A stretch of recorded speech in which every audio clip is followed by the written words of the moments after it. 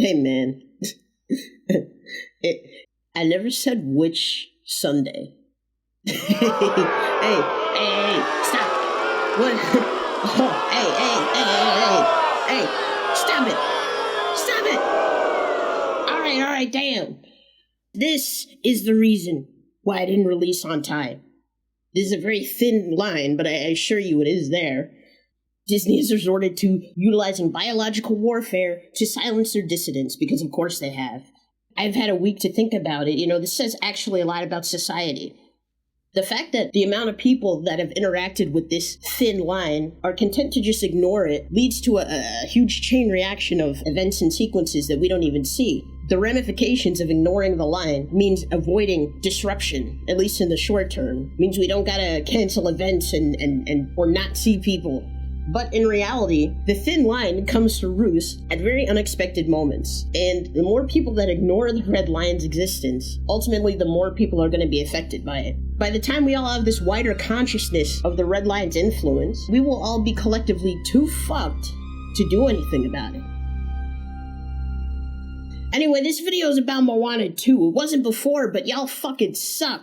You want to get through it? You just gotta chee-hoo it. Let me just explain why I'm here, just to establish a baseline. A lot of people that make videos on the internet about cartoons, they don't even consider themselves critics, Maybe they're documentarians, maybe they're historians or auteurs. As a baseline, let's just say I am a critic, right? I can be all those other things, but that is my baseline responsibility. I think that the point of a critic is to guide you to an informed choice. Like, if this movie contains bright flashing sequences, if you're epileptic, maybe you want to avoid that scene, maybe you want to find a different showing, or if you really liked Up, maybe I can steer you towards these obscure Ukrainian films that you might enjoy as well. Something like that. Now, the thing about being a critic, of course, is that, we could scream until we're blue in the face, but at the end of the day, you're an independent human being that makes your own choices. We're just a person that appears on the other side of the screen. We can't touch you. We can't really make you do anything. We can only influence what you may choose to do in the future. That's a very tenuous line depending on the person that exists. Which is why, I don't tend to make as many declarative statements, maybe, as other people. I don't do many calls to action. There will be one in this video, by the way. I would rather just give you the information, opine on it a little bit, and then just let you make your own decisions. Because at the end of the day, it's out of my paws. What the fuck am I gonna do about it? Go with God. Do whatever you want. It's a free country. Now, of course, the critics, are regular people that have their own interests and tastes and preferences. Ultimately, would I prefer that my colleagues not watch this film? Yeah, of course. But I think it makes more sense to target the people that don't have a vested financial interest in covering the film first. They have less of a reason to watch it, ultimately.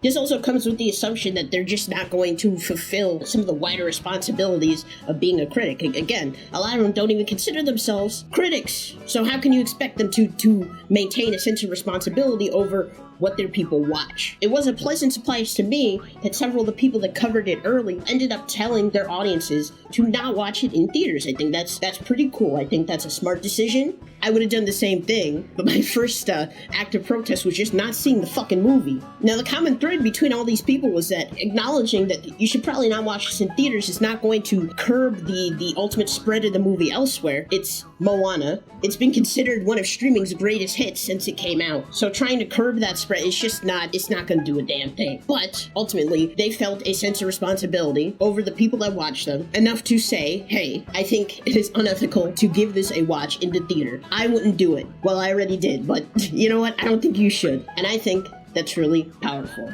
Why? Because it shows that they care. There is a sense of futility and a sense of loss to this action of just telling people not to watch this thing. But ultimately, it is still important to say the thing. That is the overlapping thread of this whole discussion. So why am I so pissed over Moana 2? Milo's return. Well, let's talk about it, right? Apologies for the change in audio quality. Obviously, I already recorded a whole last segment trying to break down what was going on production side of Moana 2. But as of a few days ago, we have learned that pretty much all the finer details that we've been circulating around have been lies. We kind of just made that shit up. We learned about this 9 months ago. I mean, ultimately, a lot of the buzz around Moana 2 seems sensationalized, but I do believe that there are valid concerns lurking underneath, and if we're going to address said concerns, we gotta try to get to the root of the story. I'm still gonna be a hater, but I'm gonna try to come correct while I do it. There are 3 things that remain true about Moana 2. It was announced in February and dropped right before Thanksgiving. This was originally a TV show that was retooled into a film. It began life in Disney's satellite studio in Vancouver and then eventually made its way over to Burbank. This Reddit post gives us 2 additional resources that helps us understand the details behind the production. The first one is a podcast with one of the main writers and directors that spells out the full timeline of the film. So just to recap, they started writing this movie in September of last year. They make the switch a few months later, which at that point, they take this shit out of Vancouver's hands, put it into the hands of the Burbank studio, and they get to work. Internal announcement is made January this year. Public announcement is made a month later. The second resource would be this series of messages provided by this fellow Redditor who also works at the Burbank campus. There's a lot of concern over how workers would be compensated. I assume because Disney has a bit of a history with stiffing their people out of bonuses. There was this whole thing that started up assuming that the workers of Moana 2 would not be getting their bonuses. And of course, there's a decent assumption made that they'd be getting a reduced rate, or at least one that doesn't match up to the whole task of,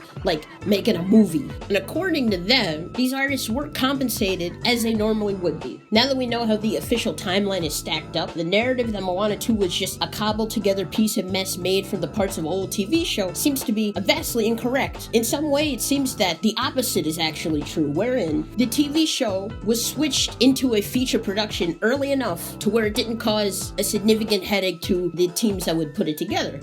At least not in the way that we all thought. As such, the assumption that the Vancouver team did all the heavy lifting, while some guys in Burbank kind of just turned that into a movie, is also false. In fact, the Vancouver folks made up a small percentage of the folks who would eventually come to work on this whole thing. So this is really interesting, right? I appreciate having these details on hand, and I definitely empathize with this person, because if I had speed ran a whole ass movie and half the internet was shitting their pants over it, I would probably be a little fed up too. That said, there are still a fair amount of probable concerns with how this was made. Main one, of course, being that they made a whole ass movie in like a year and a half, if you want to stretch it. Which is, that's not exactly the norm. That is supreme crunch if I've ever seen it. Which, by the way, is not at all abnormal for Disney at this point. I would challenge you, in fact, to find a modern Walt Disney animated feature that was not crunched in some capacity. They're so proud of that shit, they put it in their documentaries. Additionally, that discussion of compensation for the workers is kind of a double-edged sword, because there was a lot of hand-wringing about bonuses, which, it seems like is broadly incorrect. That said, despite the fact that it is normalized practice, is it not fucked up that a whole non-union studio is sitting there making whole-ass TV shows up in Canada? I think it's worth being addressed. These 2 points in particular still hold well to the narrative that Disney would be learning the wrong lessons from Moana 2's success. That being, you can fast-track productions to hell and back, you can cost-cut like the devil, even unintentionally, and still make a big buck. It is problematic. It needs to be addressed. And at the end of the day, it's not necessarily something that should be celebrated. I can see the clickbait titles. Moana 2, Mogs Mid-Fossa at the theater. But I promise you, we are inching towards the timeline where we're getting a Bug's Life 14. And you are not going to be happy about that shit.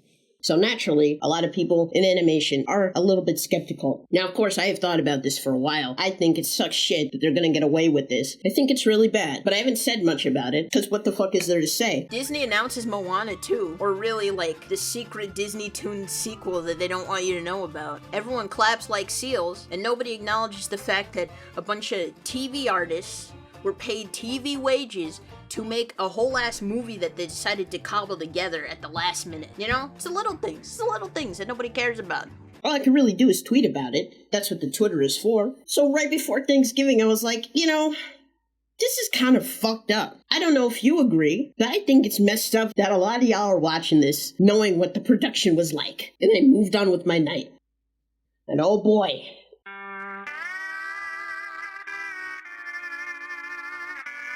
Y'all is a contraction of you and all, sometimes combined as you all. It is usually used as a plural second-person pronoun, but whether it is exclusively plural is a perennial subject of discussion.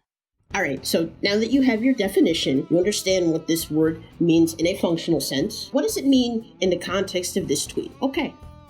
It means that Aunt Marlene is not sitting on Facebook yelling about how cool the Super Mario Bros. Movie was, and how she will stand with animation, and how cool it is to respect this as a medium, not as a genre, but as a medium. She's not boosting strike activity. She's not following TAG's negotiation process. She's not complaining about animation to cinema people and then doing nothing about it. That behavior sounds a lot more consistent with shit that you would do. Would you agree? Functionally, you have a lot of agency in what you choose to do, right? And whether it feels futile or not, ultimately, you can make more informed decisions because you have an inkling of an idea of what production was like for this TV movie that made it to theaters.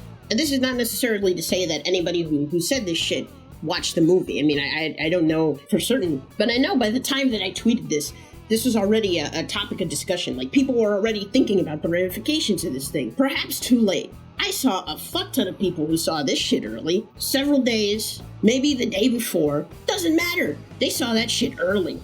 By the time this became a talking point, by the time this tweet started gaining traction, niggas were scrambling. They actually didn't know what to do with themselves now that they watched the movie, and that might be a bad thing. Niggas were, honest to God, jumping into the group chat to try and justify why they had watched the movie and why it was okay after they spent weeks talking about this shit.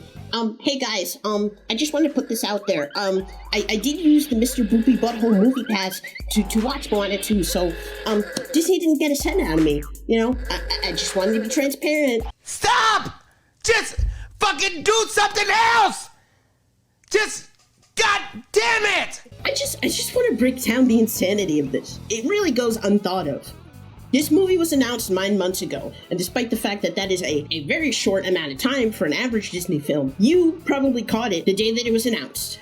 The only time that you thought about it in between then and now was to see when tickets go on sale. So you pre-ordered the tickets, right? You blocked out a time. You made time to go. And then when the time came, you got dressed, you got in your car, you might have picked up some friends along the way, you found parking, you went inside, you scanned your ticket, you got your concessions, you found your seat, you looked at the trailers and thought about all the other cool shit that you might see in the next few months, and then you watch the movie.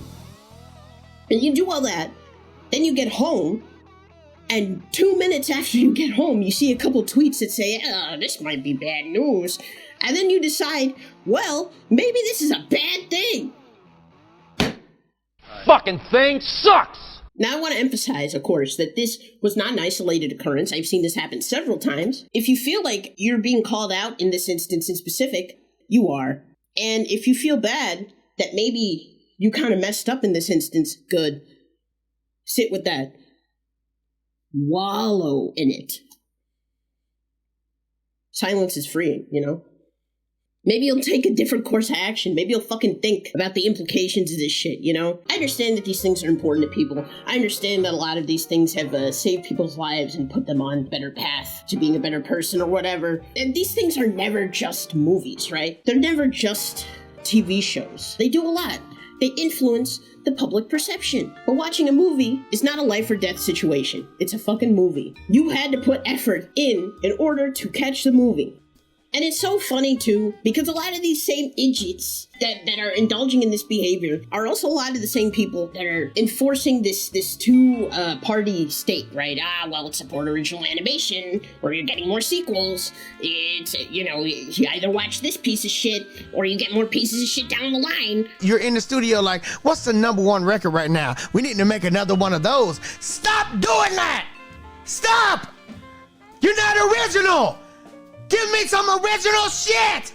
These fucking idiots looked at Pudding Turning Red on Disney Plus, and they said, I don't know, it didn't perform very well. I think we gotta make more sequels to make it up. What do you think will happen? What do you honestly think would happen from people watching Wish? Did you think it was gonna save the industry? Voting with your wallet is the most expedient option, the same way that voting in a general election tends to be an expedient option. But it is still one option, It doesn't save the fucking world, and it never did. While we're on the election, actually, waking up, like the day after it was called, very surreal experience. By the time I went to bed, it wasn't called yet, but all the commentary based on, how she would pull ahead sounded like Cope. She just needs this, and this, and this, and then she'll be good. She don't need nothing else. That's all she needs. And I'm like, I don't think she could pull that off, mate. Look at the fucking numbers. And I go to bed. It takes me all of 5 minutes to learn the result. And at that point, I kind of just decide to fuck off and do whatever I want, right? There's a few chores I've been putting off for a few weeks. I'm just gonna do that. Just so I don't have to think about the implications of this shit, because I will be doing that for decades to come. Now, I usually leave the TV on while I sleep. Usually it's on PBS because I can tell time even if I'm, like, barely awake. So after I got up and started doing shit, I didn't touch the TV, didn't change the channel or anything unusual. I just started doing shit. So this went on for a few hours. I felt kind of productive.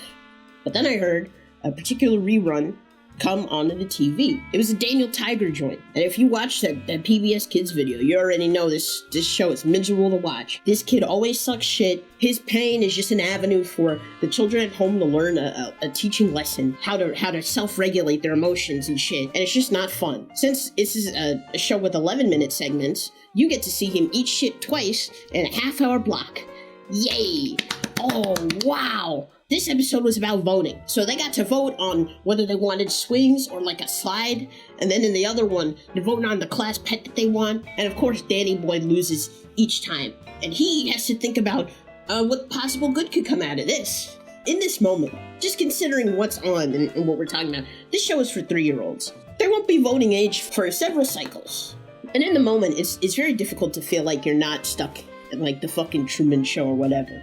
Life is just a sitcom, you know? This is just the fucking commercial break. This is what they would decide to end on. It feels insulting to a degree. And as angry as I'd want to be in that moment, this is still objectively the right thing to do. You know, a lot of these children will live in blissful ignorance. You know, they won't feel the ramifications of this, but a lot of other children will. Their families will be vastly affected by what this incoming administration will do for years, if not decades, which is why it's more important than ever to instill a sense of civic pride, to get them thinking about the natural world and think about the ramifications of their actions on the rest of society. That is the purpose of this episode. Look, we have a limited sense of responsibility in a lot of things that we do. We don't have agency in a lot of things, important things. Things that affect the health and safety of our families, and things that determine how secure we are financially, mentally, physically, for years and decades. Even though the world is on fire in the regular scopes of our day, it doesn't really excuse us from sticking to social convention. Limited responsibility does not dismiss you from trying. Everyone has to try and do some shit. And you can litigate the purpose of this case by case by case, but ultimately, you still gotta try some shit, nigga. Like, everybody in this shit is trying, you know? They're trying to make you laugh, or think, or reflect, or cry, even. But it's just human nature to try. That's all we can really ask for of other people. Just to try.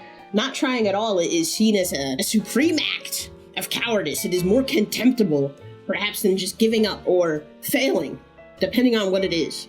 And I think even in moments that feel the most futile, it is important to still try.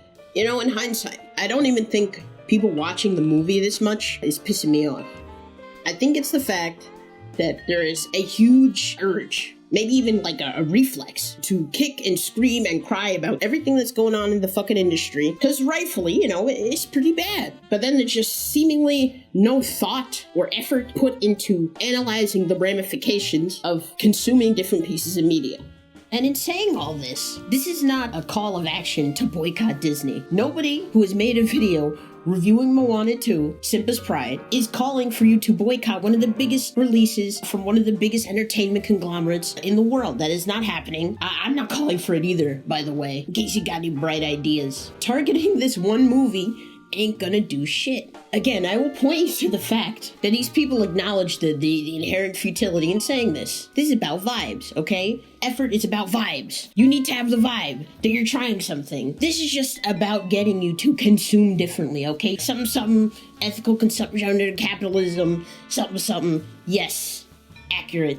But you must also try to do better. That is the whole purpose. Maybe this is cope. I can fully accept that maybe this isn't even accurate, right? But I feel like even buying the shit on digital is ultimately less harmful. The big figure are the box office numbers. This has been the hyperfixation of the entertainment industry for a while. They're trying to boost the theater numbers. They're trying to get them back to pre-pandemic levels. That has been their main goal the entire time. Hauling ass to see these films maybe the day before, maybe several days before, is just amplifying the effect that this would have normally, like if you were just watching it on some random Tuesday. Buying it on digital at least is less immediately helpful to them. Plenty of people are still against piracy, it is illegal and everything. Ultimately, you make your own choices, compelling arguments on both sides and all that shit, I guess. There are many ways to consume, but thinking about how you consume, how you may want to consume in the future, how you could consume differently, is all part of the package. That's all about being a more media literate, compassionate human being. That's the whole point.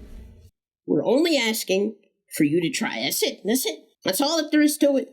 I did want to talk about something kind of important before I try to put a nice bow on this, because I do think it is significant, especially in this conversation. A lot of you may be familiar with the leaked Moon Girl episode, The Gatekeeper. It was only exposed a few weeks ago on the onset of storyboard artists indicating that this would be shelved due to political reasons. The episode literally leaked the day after all of that went down. It's difficult to say, who was really responsible for that, because when in the history of history does anything ever leak that fast? It just doesn't happen. I have to assume that somebody on the inside had leaked it. And the attention put on the episode ultimately was secondary to the episode being released. If the episode had no attention put on it, if nobody noticed, the episode could be released and Disney could snuff out the source as easily as it was uploaded. So that attention put on it was really important. As far as I'm aware, there's another piece of Disney media that I think could be easily snuffed out, assuming that it went into production. It is an episode of a Pixar miniseries called Win or Lose. This shit comes out in less than 3 months, and it's an anthology, so it focuses on a different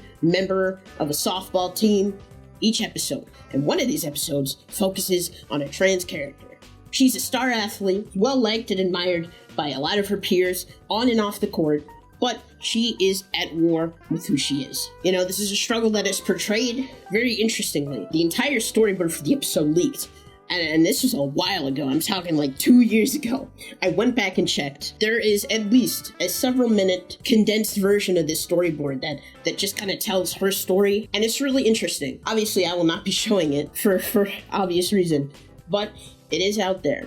I'm not encouraging you to go find it, but again, I can't control what you do. If you think about where literally every other leak has come from, and then just lead from there, you'll probably stumble across it. It's probably not that hard. I'm very worried about the existence of this episode. It's another opportunity for Disney to bend to the whim of these people, and it is a way of them erasing trans existence, and I think that's wrong. I think it's a moral ill, and I think if it can be rectified, it probably needs to be done sooner rather than later. I think waiting for the show to come out, seeing if this episode got shelved, is already too damn late. So, yeah, just talk about this shit.